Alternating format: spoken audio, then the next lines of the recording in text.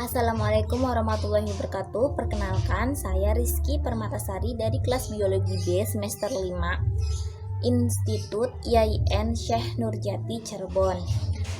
Video ini saya buat untuk memenuhi tugas mata kuliah Fisiologi Hewan.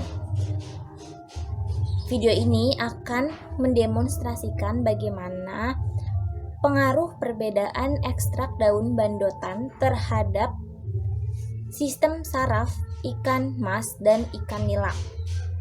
Mari kita simak.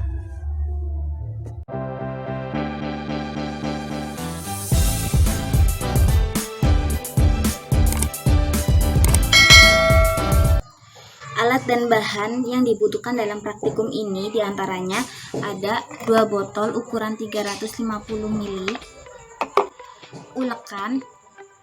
ulekan dan cobek. Ini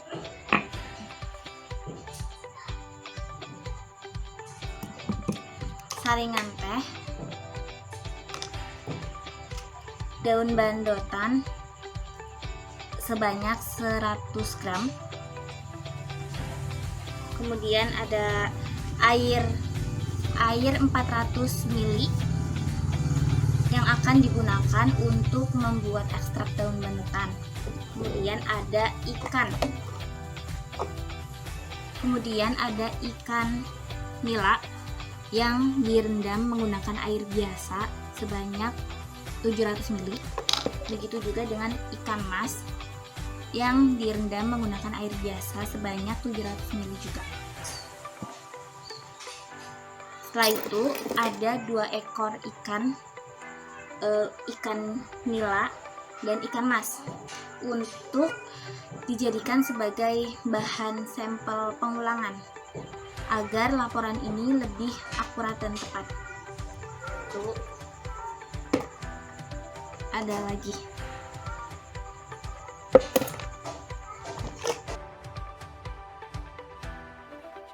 Tujuan dari praktikum ini yaitu untuk mengetahui perbandingan respon ikan mas dan ikan nila terhadap air yang dicampur ekstrak daun bandotan. Nah, di sini ada sampel 4 ikan, 2 ikan mas dan ikan nila yang seperti sudah dijelaskan. Langkah pertama setelah menyiapkan alat dan bahan yaitu menghaluskan daun bandotan 100 gram menggunakan cobek yang telah disediakan. Nah, kita haluskan daun bandotan ini sedikit demi sedikit. Kita ulek menggunakan ulekan.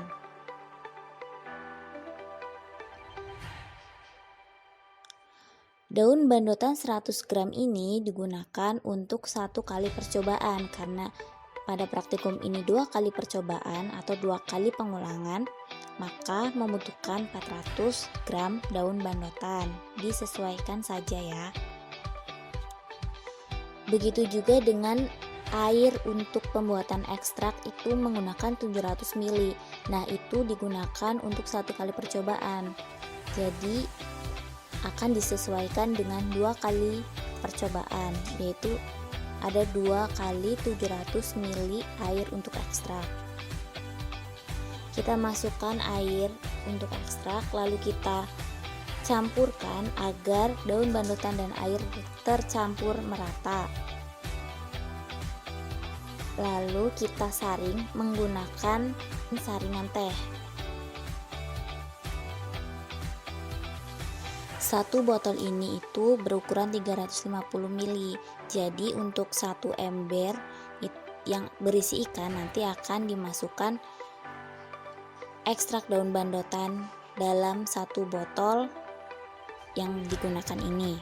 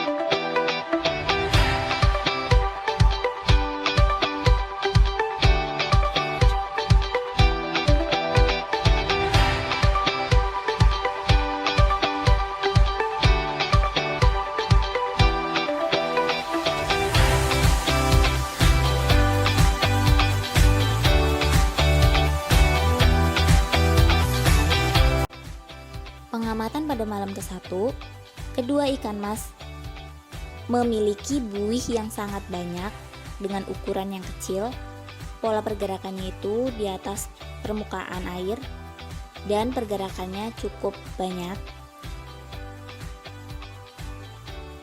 Dibandingkan dengan kedua ikan nila, salah satu ikan nila sebagai pengulangan itu memiliki buih.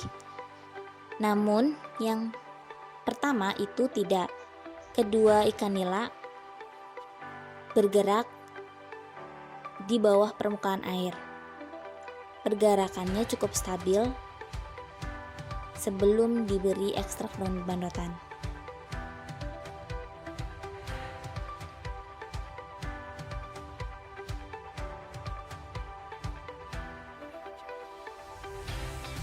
Lalu pada malam kedua memperlihatkan ikan nila masih memiliki pergerakan yang relatif stabil, pergerakannya di bawah permukaan air dan tidak memiliki buih pada ikan nila pertama, sedangkan pada ikan nila yang kedua buihnya lebih sedikit atau berkurang.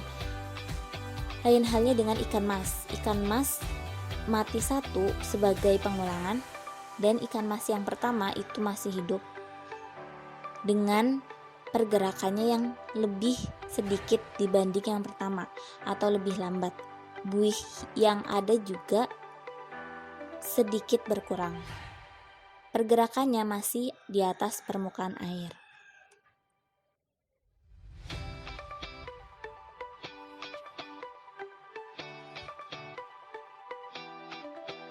Pada malam ketiga ikan mas mati dan tersisalah dua ikan nila yang masih hidup.